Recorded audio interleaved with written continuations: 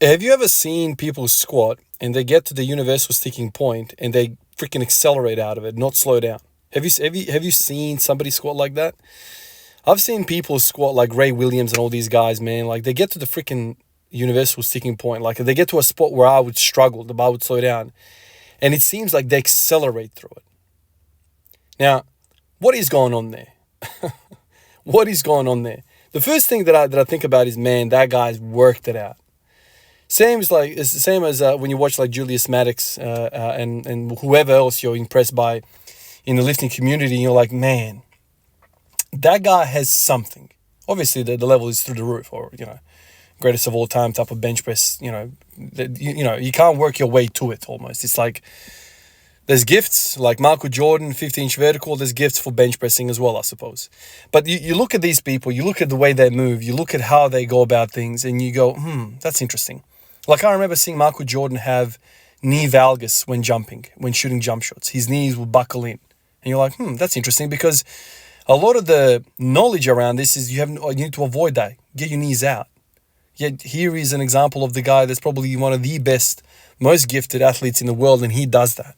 And he doesn't break his knees. And there's countless others that have that knee going in. So it's things like this that I see Ray Williams, I see Julius Maddox, and I see Michael Jordan. I'm like, okay, what are they doing that I'm not? Where are they strong? And so when I see people struggle out of the hole, when I see people like me who get in the hole with heavy ass weight, and then the first movement that I notice is my hips shoot back, my shin angle gets vertical, my knees go back, and then it's like a deadlift type of movement. It's like a very, very hip dominant, back dominant. Why does that happen? And so then you start doing searches and you start reading about biomechanics, you start reading about where muscles fire mostly in certain movements, and you go, okay.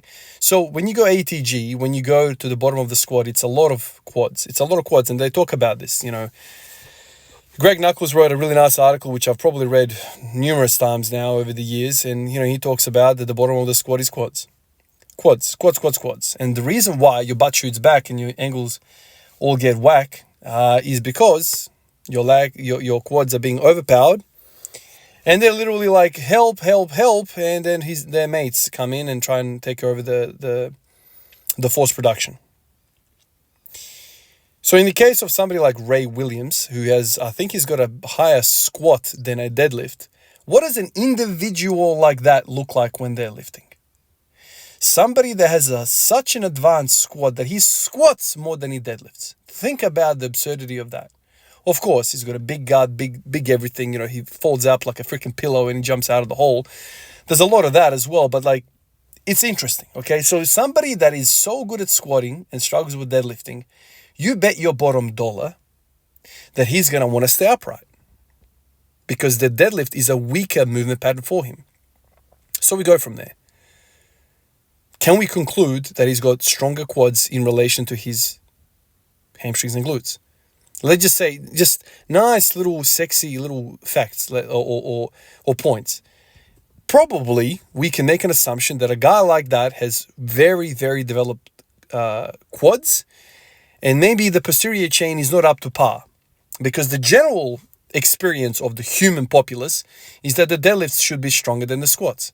But this fella has got a different experience. So what's going on there? Well, we can safely say that his quads are strong. And you never see him buckle under the weight where his ass shoots back. No. That's a position that is weaker for him. So that is not what he's going to do. Interesting, isn't it? So what do you take away from that? Well, try and entertain hitting quads. Now, when I do quads, I get hip pain. Interesting. That's the latest little experience that I have.